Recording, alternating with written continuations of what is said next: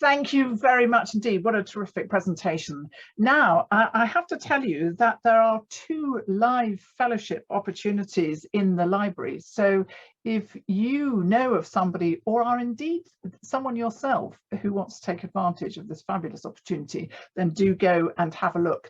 And the other thing I should say to you is that some conferences will send you a really irritating form after the conference and say, please, will you evaluate our conference?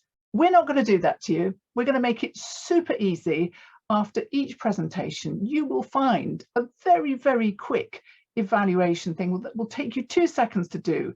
We'd really appreciate it, because it will mean that next year's event will be even better because of your input. So I do have an extensive stable of hobby horses, and one of those hobby horses is about good design. And the importance of good design is, of course, incredibly important, in fact fundamental to improving quality and safety in healthcare. And we now have Eddie Olla and Andrew Ibrahim, who are going to look at hospital architecture and inclusive technology. And I think this will really offer you some radical new ways of thinking and raise some important questions, which we'll address at the end in our Q&A session. So it's over to Eddie Olla.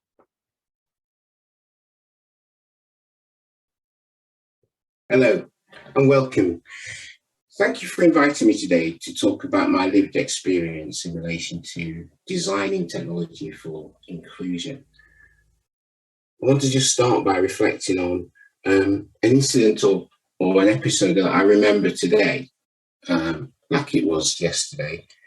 When I was 12, I was not invited to a barn dance. In one sense that I didn't normally go to barn dances, but in another sense, I was always heard and was intrigued about what goes off at a barn dance. And the reason why this plays with me today, because I always wonder why I wasn't invited in the first instance before I spoke to Mrs. Glover, who said, yes, do come along, but I assumed that you didn't like country music, and so therefore we didn't invite you. And it's with that premise today that I kind of talk to you with my lived experience of diversity and technology designs. You must remember that we're in the fourth revolution, kind of the industrial revolution, and technology is getting much more prevalent in terms of automated production, RPA, big data, analyzing data, robotics, machine learning, and artificial intelligence. And all these are designed by humans, but take on an exponential role in how we make decisions around inviting people to the barn dance or not. Hello, so I'm Eddie Olla. My pronouns are he and him, and I want to talk about digital inclusion in a more detailed lens, with a more detailed lens from a health perspective, if I may. And I want that conversation for us to kind of build on the conversation. And at the end of this, we'll have some questions. I'll talk about what digital exclusion is. And I'll also talk about the technology designers and some of the thoughts they need to bear in mind when designing technology for all. My current role is I work as a regional director for digital transformation at NHS Midlands. I'm also the SRO for EDI. And with all of those labels that I've talked about, I'm also noted to be biased. Yes, so no shock. Bias. Me at all biased. How could I be? In my mind, until I educated myself, I always had sound judgments.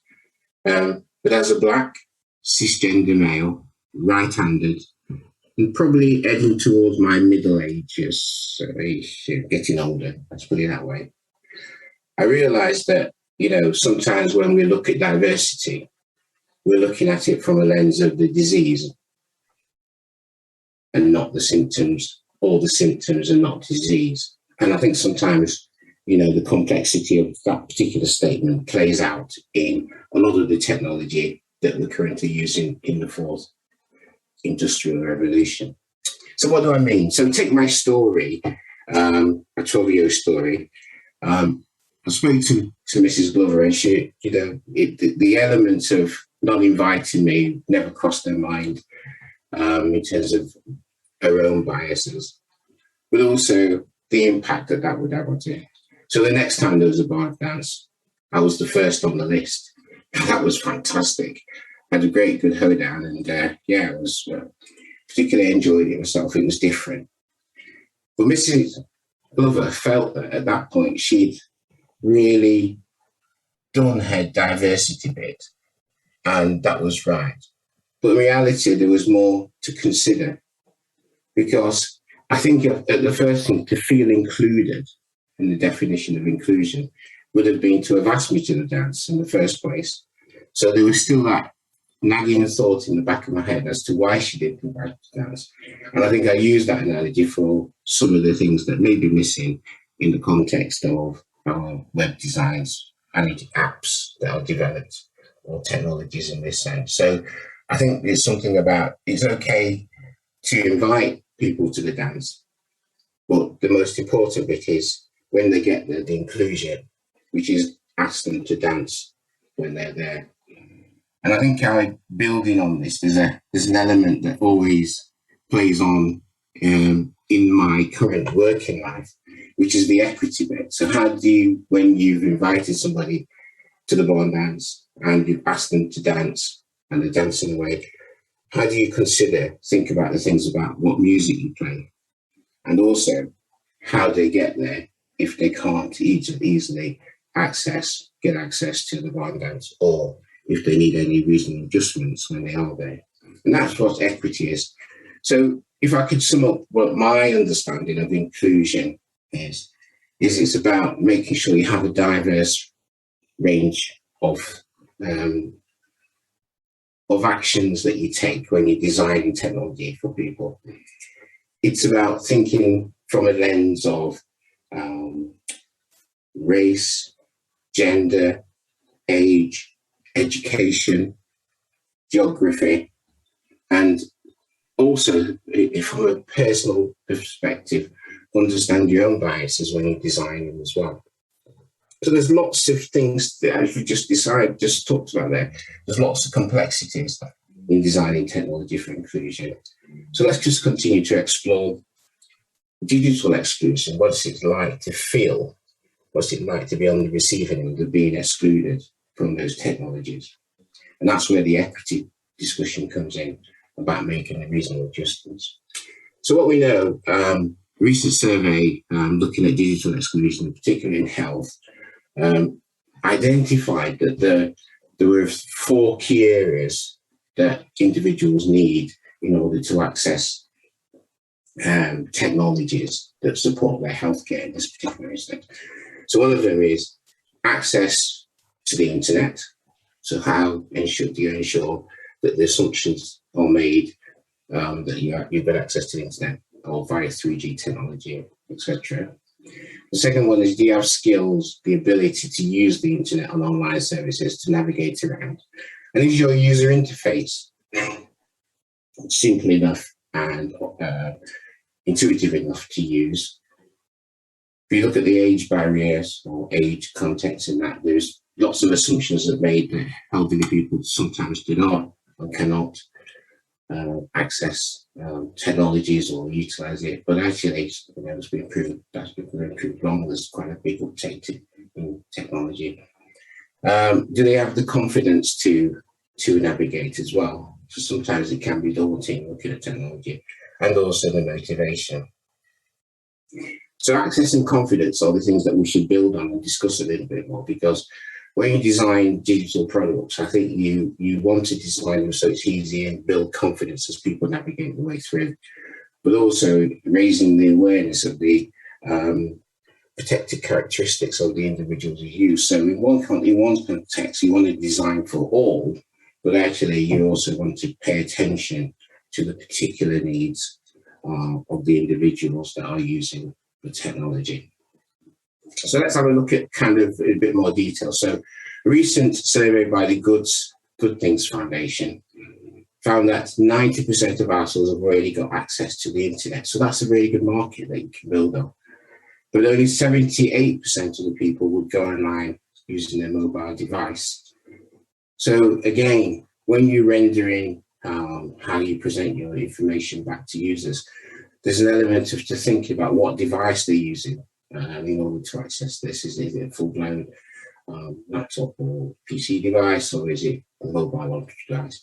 Because the way that information is presented will have an impact on how it's consumed and how it's worked. But if I think about a recent survey again by, I think, Codman National Statistics Data Center, 11.3 million people lack the basic skills in order to navigate the internet appropriately. So again, there's something about, designing for ease and for easy way for people to get access to the information when they need it. So who are the people that would feel digitally excluded then? So as I say, traditionally we think it's older people, people of lower income groups, people who don't have jobs, which you've not got ready access to internet services, people with disabilities. We tend to focus on disabilities by creating applications with good accessibilities. But also there's people who are kind of low educational, early school leavers. Interestingly, there's more evidence now about people who live in rural areas tend to be not, and the homeless tend to not have access.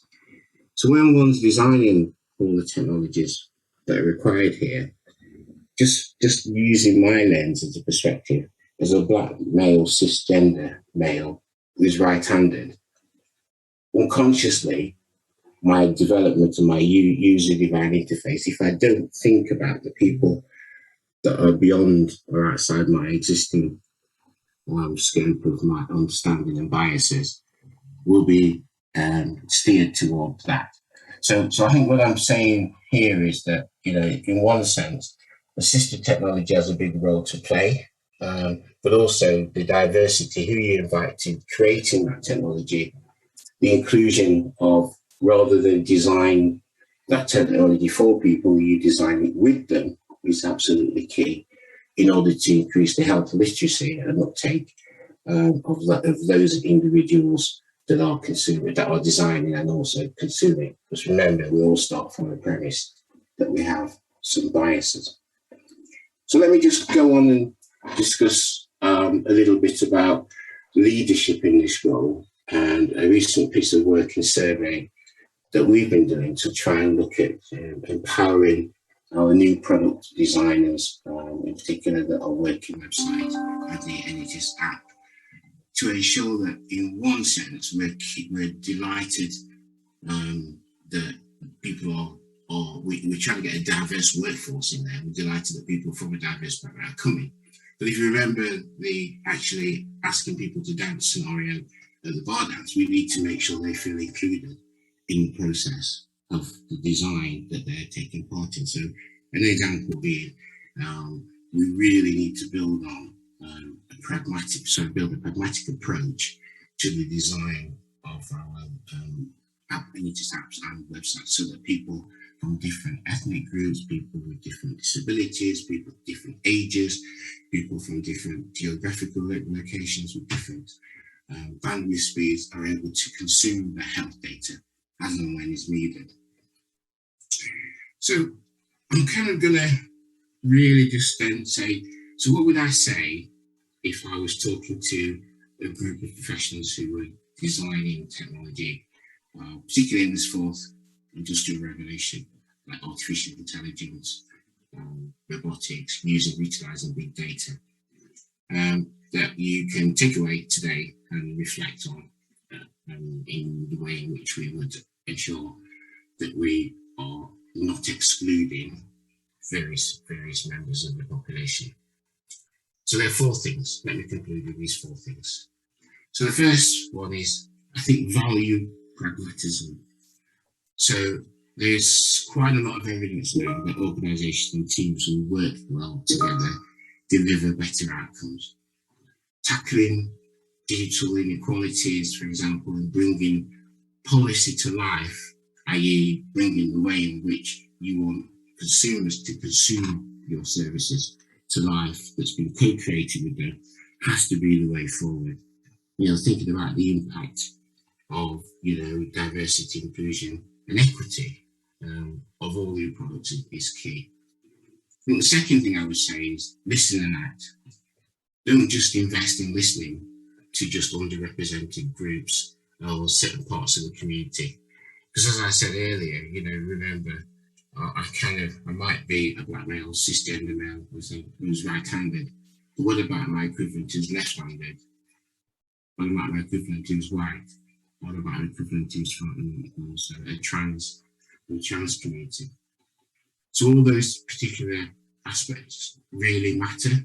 So it's listening and acting on your development plans to ensure that I think what I would say from my own lived experience is race is a bad proxy. So everybody kind of thinks of inclusion or diversity and goes to race as the single characteristics.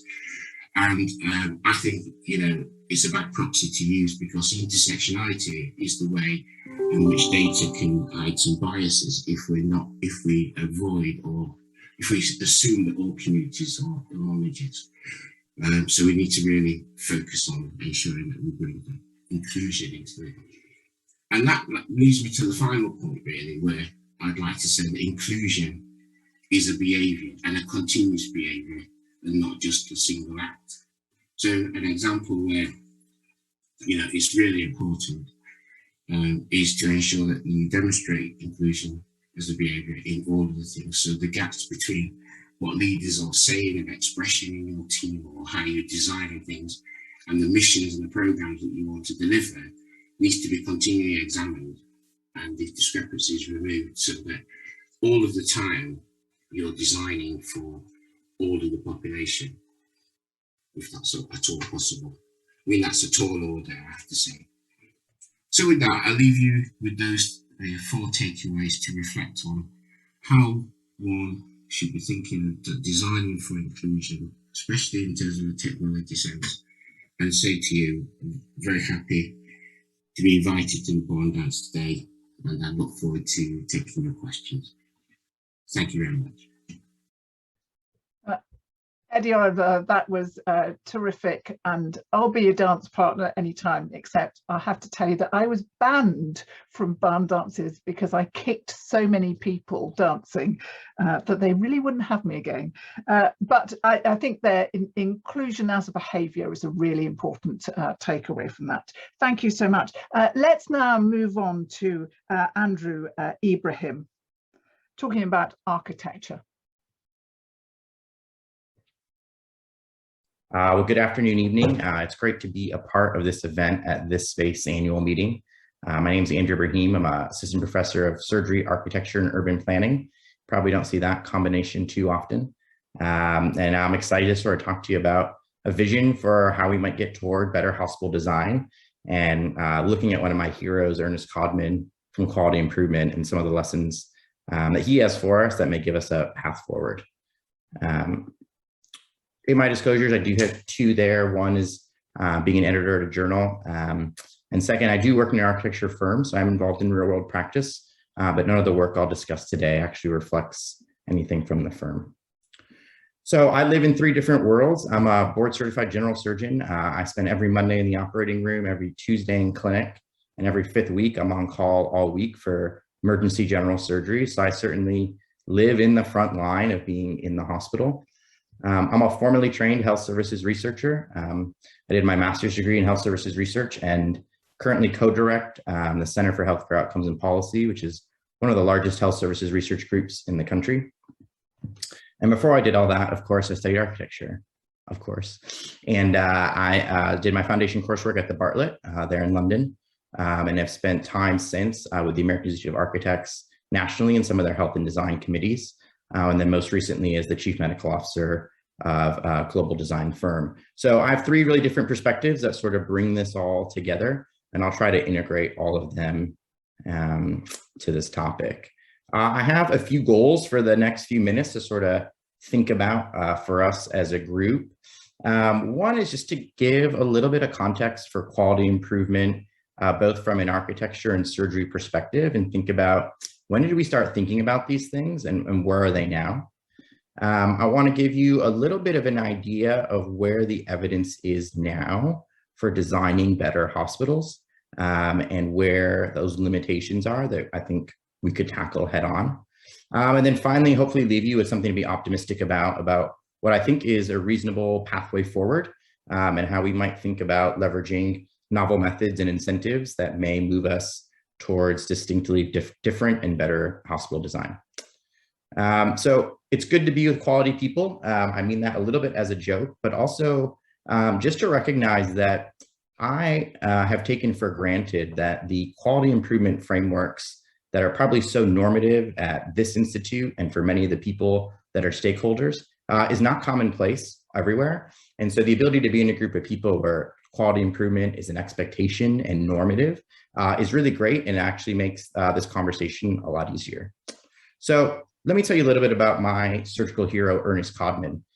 He was a surgeon in the late 1900s who was operating at a pretty extraordinary time.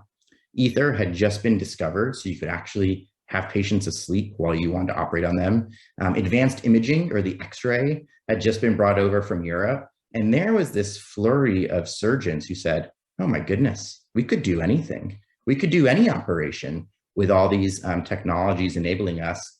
And Ernest Codman became frustrated because surgeons were operating all the time, and we had no idea if the things we were doing actually worked. So he proposed what at the time was perceived as a radical idea called the end results idea. And it was the common sense notion that every doctor should follow every patient it treats long enough to determine whether or not the treatment has been successful, and then to inquire, if not, why not, with the view of preventing similar failures in the future. It seems like a pretty reasonable idea. So he went about doing it in a particular way. He would go around the hospital with note cards. He would follow each of the patients who had surgery and would see how they did. Did they die? Did they not die? How long did they stay in the hospital? Did they have a complication? And he went further in that when patients did have a complication, he would try to categorize it and say, was it due to a lack of judgment? Was there a technical skill issue? You could imagine at the time, this is private practice surgery in the late 1900s. He was not popular. And a lot of people ridiculed him and said, why are you making us look so bad? Why are you making our profession and pointing out all of our errors? So he retorted back with this quite famous cartoon that got published in the newspaper in Boston, where he basically accused his colleagues of sticking their head in the sand and said, you guys don't have the confidence or interest in understanding whether or not the treatments you're doing work. And he, along with this cartoon, said, you know, I'm called eccentric for saying in public that hospitals, if they wish to be sure of improvement, must find out what their results are, analyze their results, find their strong and weak points, and then compare the results and welcome the publicity, not only for their success, but also for their errors. Unfortunately, although his idea was well-meaning and I think in the right spirit of quality improvement and patient control, he was not so popular. He made headlines for all the wrong reasons. At some point, he gets fired from Massachusetts General Hospital. And it's unclear in his biography, but he ends up in Nova Scotia at some point. So clearly didn't do that well. But it's worth thinking about what made Codman so unpopular. And it has a lot of parallels to how we think about hospital design now. First, he had limited buy-in. Hospital and surgeons did not want their complications exposed and frankly just feared it. And so he was sort of running with a limited group himself of who bought into his concept. Second, the measurement goals weren't very clear. What actually reflects surgical quality? Is mortality the best measure? Is it a patient satisfaction measure? Is it a length of stay? Is it cost? There wasn't really consensus about what had the most face validity and buy-in of what to measure. And then finally, there was no real incentive to it, both kind of culturally And in terms of resources, hospitals weren't investing in QI departments. There weren't payers or regulators who were creating benchmarks. All those ideas still hadn't really come of age. And so it's difficult for him to get traction. He lamented most of his life, and on his deathbed was famously quoted to say, "It may take 100 years for my ideas to be accepted." And in fact, that is what it says on his tombstone. But his legacy is quite profound. Those note cards that he created actually became the basis for the first cancer registry in the United States. It created a lot of normative cultural quality improvement reviews, including regularly reviewing cases that didn't go well. And maybe one of the most sacred traditions in medicine is Morbidity and Mortality Conference, which is a 1-hour weekly closed-door meeting within departments where errors are discussed and people discuss why they happened and how they could be prevented. And it's a very candid, open meeting internally. And that's gone to scale. So at Michigan, we now have more than 24 quality collaboratives at a state level that take the same spirit of Codman of measurement science, sharing outcomes, and discussing things that go well and do not. Those quality collaboratives have been linked to demonstrable and longitudinal improvement in outcomes, and even gone to national scale through various programs, including this one, where that actual data has been aggregated on scale to start to predict how well patients might do after a certain operation. And so it's tempting to think, Codman was such a forerunner of his time to bring quality improvement to surgical care at a time when it frankly just didn't exist. And so I often wonder myself, what would Codman think if we asked him to evaluate healthcare architecture today? Well, I think he would channel himself and say his own end results idea ought to apply to hospitals and architecture. And it would look something like this: the common sense notion that every hospital architect should follow every hospital they build long enough to determine whether or not the hospital has been successful, and then to inquire, if not, why not, with the view of preventing similar failures in the future. Now, in architecture, we do have a concept of doing that. It's called the post-occupancy evaluation, and is generally the idea that after the building is occupied, you go back and evaluate, did this building actually achieve all the things that we set out for it to do when we designed it? Now, this was an article that came out just over this summer titled "The Uncomfortable Truth About Post-Occupancy Evaluations." And the reality is that even though in the United States, we spend more than $48 billion annually on hospital construction, less than 5% of firms actually perform a post-occupancy evaluation. Quite remarkable for that much money, and that may be self-evident argument that we should be doing it, but so rarely performed. So I love to go to the national meetings in architecture and in these big auditoriums, and when they give me the platform, I love to ask, why aren't we doing post-occupancy evaluations? If quality improvement is such an important concept and idea, why aren't we doing it? And what was interesting is when I asked, I got very similar answers to the barriers that Codman faced. So first, architects told me, look, there's limited buy-in.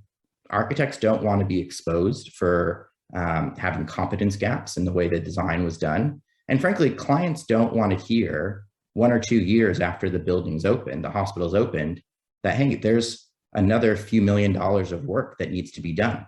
It often is perceived as more of a harm than a benefit. Second, there aren't really standardized measurement goals. How should you measure the quality of hospital design? Is it clinical outcomes? Is it satisfaction outcomes? Many people have proposed multiple things, but there isn't really consensus about what it should be. And then frankly, where are the incentives? If it's not required, why should we even do it? And if we are going to do it, we don't have the expertise now. We're going to have to hire more people. So who pays for that? Does the client pay for that? Does the firm pay for that? Who owns the responsibility of quality improvement for hospital design? So it's interesting to me, these were all the same arguments and barriers that Codman faced. And I think about our era of healthcare architecture today, it is quite remarkable what we're able to do. And it mirrors some of the almost euphoria that surgeons in Codman's era had, that there was all this new technology. The possibilities of what we could build are really quite unique, but it really is still a time where the idea of measurement science is not widely embraced. The culture of quality improvement is not normative. And so there's a lot of parallels to be drawn. Now, I think I've made you maybe a little discouraged that there's no hope in architecture for designing quality improvement. But let me tell you, I don't think we're as far as you may think, and that there are really some sort of forerunners who've planted the flag and set some important precedent for this space. And I want to give you a couple of those examples. This is probably the most read and cited paper in healthcare architecture. It was published in Science in the 1980s. And the title of it is Views Through a Window May Influence Recovery from Surgery. It was looked at a hospital floor plan, and you'll see there in the green square, there's about 4 rooms whose window view faces a beautiful green landscape. And in the yellow rooms, those rooms just look into a brick wall. And what they did is they looked at 23 patients undergoing an open cholecystectomy. Half the patients who got put in the green rooms had a view, and the other half didn't. And they found that the patients who had a view of nature required less pain medication, complained less, and went home earlier. Now, many of us who are trained formally in health services research and advanced statistical methods could probably find many threats to validity. It's a small sample size, it's a limited cohort, it's not risk adjusted. There's no sense for how patients got allocated to these rooms differently. But nonetheless, this paper has been cited more than 5,000 times. This is truly a backbone of how much of our hospital design is informed. And it's often the argument base for why we place so many large windows in hospitals. And it's not to say that the idea isn't on point conceptually, but I think we would probably agree that methodologically we could be more rigorous in its evaluation and understand how much it really influences clinical care. A more recent example published in Chest, this was in 2010, looked at a medical ICU design, and it identified these 4 corner rooms that did not have direct lines of sight from the nursing station into the room. I think many of us who've worked in an ICU probably also have a spidey sense or concern that it's those corner rooms where patients don't seem to do as well. And what they found, in fact, that the patients with the rooms that are outlined there in red, where there was poorly visualized by nursing physicians, had higher rates of mortality. It seems really plausible, and I think raises a lot of interest in the power of design to evaluate clinical outcomes. But when you look in the details of the study, you actually find out these findings were really only true for a small subset of patients. The interaction there is probably much more complicated, and that for most of the patients who went to the ICU, this design actually didn't matter. So we have undertaken a systematic review of a lot of the literature in hospital design that we are writing up currently. But to point out that I think a lot of the literature to date has identified the right design questions, has identified important design variables that are exposures that we should be thinking about from a QI safety perspective, but may not have the most robust analytic approaches to evaluate their relative impact. So I highlight 4 there, whether or not the patient's in a single or double room, the distance from the nursing station, whether or not they have a window view, and if there's a direct line of sight, as 4 that are recurring and have sort of the most face validity for how that should be done. So what I want to do in kind of our last section here is show you a little bit about how our group has been thinking about taking the quality improvement toolkit that is so normative in health services research with clinical data and try to apply that to evaluating the quality of hospital design. So this is a floor at our hospital here in Michigan. It has the classic racetrack configuration, patient rooms on the outside, nursing stations lined on the inside. And we started to just code the basic design features of each room. This is single versus double rooms. This is window view versus no window view. This is distance from the nursing station, near, medium, far. This is a direct line of sight from the nursing station into the patient's room. And what's fascinating about them is that when you put them all together, you actually find out that a very common floor plan that is probably one of the most common floor plans of hospitals throughout any current hospital design, there is natural variation. There are some rooms that have all of those design features that are favorable, some that have a few, and some that have almost none. So it actually creates a novel natural experiment to understand how much do those things actually matter. So to do that, we've taken the hospital blueprints coded with these design features and linked them into clinical data from our electronic medical record that has the clinical data for about 4 million patients, and started to link them together. So let me show you some of our preliminary data of some of our initial findings that we're still working through, but I want to demonstrate them as sort of proof of concept of this is doable to move forward. First, we found that nursing agrees with us that design matters. So when we looked at where the sickest patients were assigned on the floor, they pretty consistently got put in these yellow rooms. In other words, the rooms with the best design features, nursing managers triage the sickest patients there. So in a way, it actually validates some of the concept and ideas that we've been thinking about, that these design features have face validity in how frontline providers are thinking about it. We found that the rooms that were closest to the nursing station actually had higher rates of sleep aid prescriptions, which also has some face validity. But what's interesting, when you look at the highest mortality, who are the patients that did the worst? It's not the sickest patients. It's actually the patients, after you risk adjust, who had the rooms with the least design features. So it raises an interesting question. So maybe these design features are actually influencing our critical care. We have started to push this a little bit further, and are starting to aggregate data on patient satisfaction, falls, ICU transfers, and failure to rescue to try to tease out how much of this design really matters, and does this lay a quality framework to actually evaluate the quality of hospital design. What I think is most exciting about this preliminary data, in addition to what we think are going to be the final findings, is that it just demonstrates feasibility and promise of linking these data sources, and to me informs a path forward for us collectively to think about. So let me leave you with what I think are sort of 4 recommendations of how we can move hospital design forward. And I think it'll take many of the people at this event to realize that vision. First is combining clinical and design registry data. So there are very few architects who have any access to clinical data. And frankly, there are very few people in hospital quality improvement who think or know how to interpret hospital blueprints.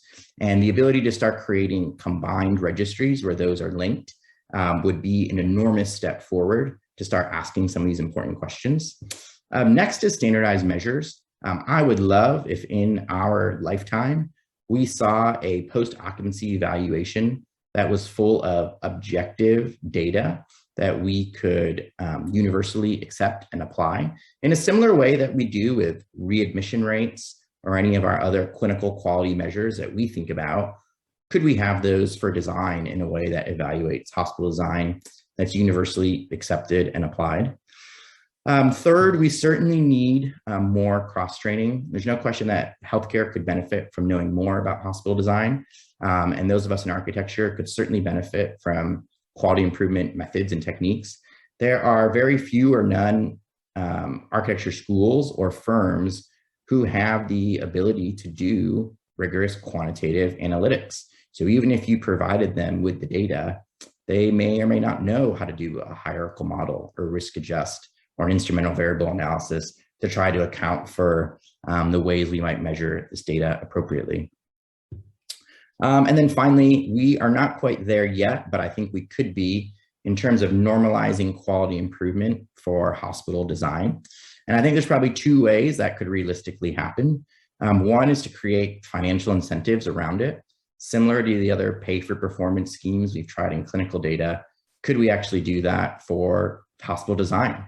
And second, there are many people on this call who are involved in their hospitals and leaderships and organizations. When you put out your request for proposals for your next hospital design build, could you include design measurement as part of the requirement? Could you say that 1 year after this hospital is built, we want you to rigorously evaluate the quality of the design? And in fact, let's go a step further and say, not only are we going to measure the quality of design, we're going to hold part of the financial contract at risk based on the performance. In a way, it brings us back to many of the clinical and quality improvement incentives that are normative in clinical medicine that has potential to be applied in the design world. So I hope that some of that information at least gets you excited that these are things that we can and should do. And I hope different than Codman, it doesn't take us 100 years to accept the idea of adopting quantitative quality improvement into hospital design.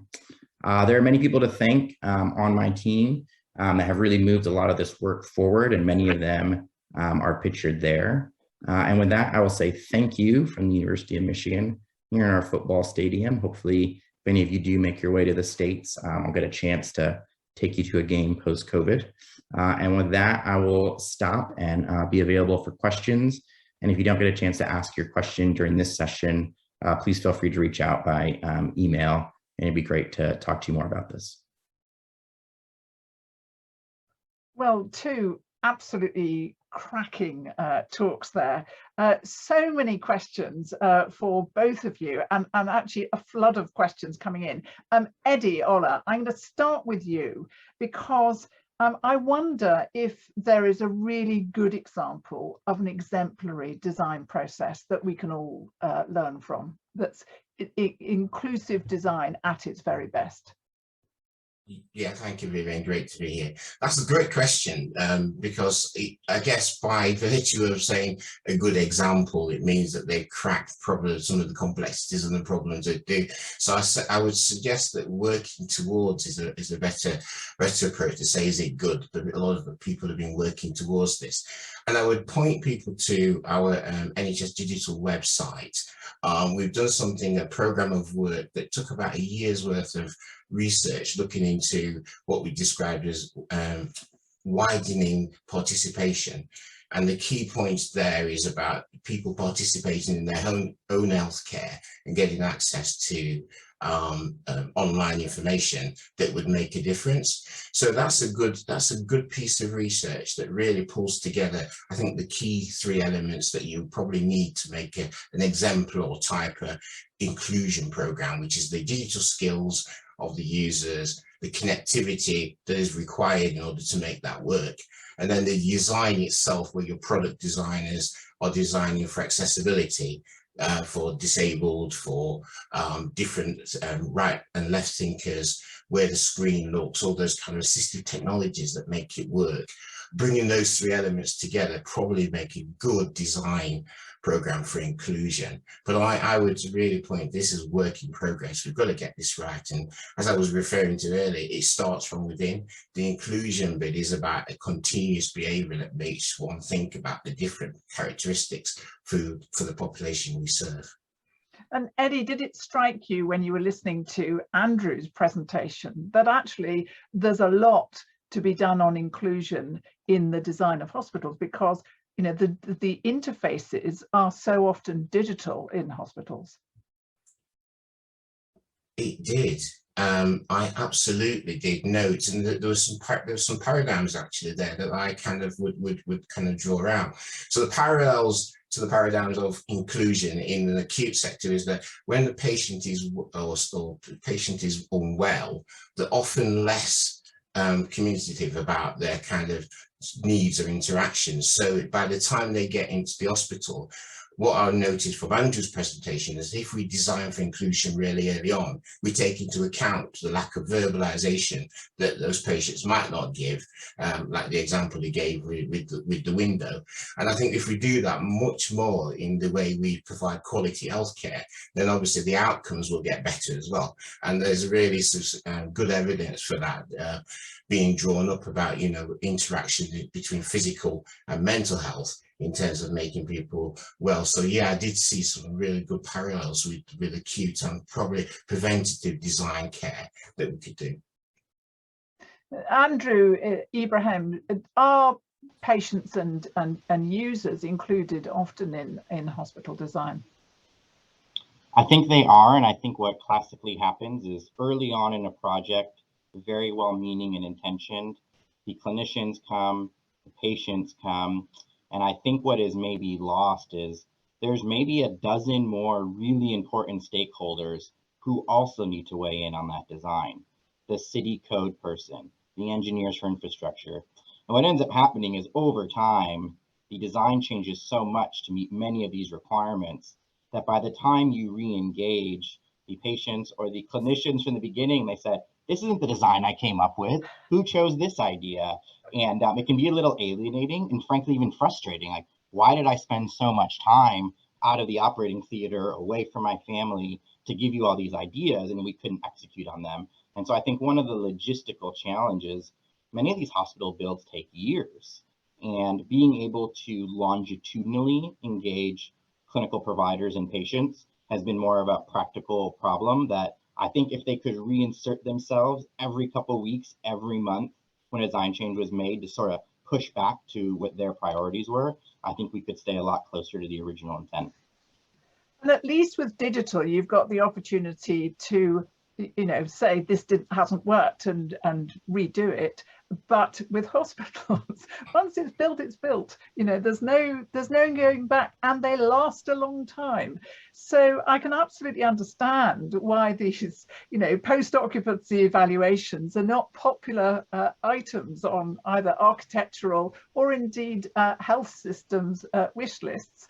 So how do you persuade them that it's really important thing to do? Yeah, I think it's a great question, and thank you for that. I think of Codman, as a surgeon, similarly, when I make a decision to operate and remove someone's colon or whatever, I can't put it back in later. I can't decide, oh, geez, can I undo that surgery? So in some ways, I think part of my spirit aligns with the architects and designers in that we make some high stakes one-way decisions. But I think we're in a unique era where we can entice people to measure. So if you think about hospitals 20 or 30 years ago, they were often single buildings that operated independently. So you were a one-person shop, one hospital, and you may build once every 30 years.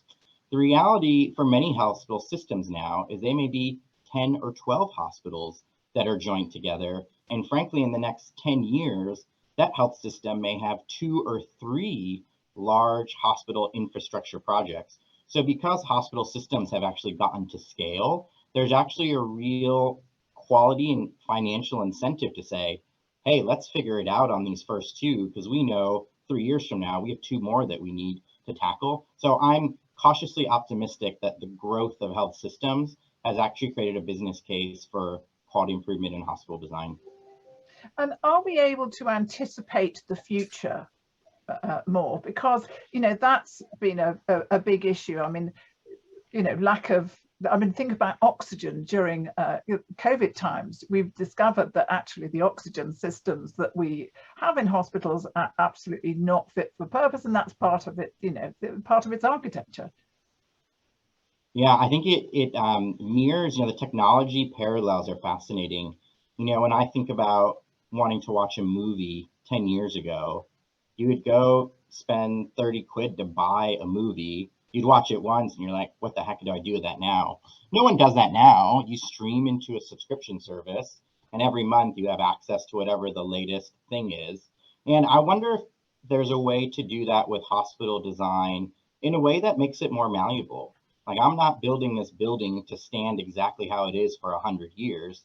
I'm building it with the understanding that every 3 to 5 years, I may need to move this wall, change this feature, add an entrance, and in a way, make it a much more fluid building.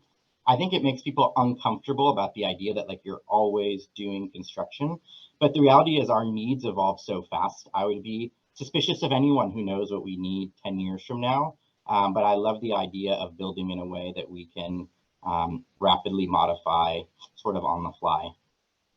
And Eddie, of course, you can be constantly under construction, as it were, and that's very useful. But I wonder how you assess digital enablement and the risk of digital exclusion, so that you don't end up making assumptions, especially assumptions that reinforce unfortunate stereotypes. I mean, you did mention that people look at through the lens of one particular protected characteristic, but they don't consider this intersectionality that you were speaking of.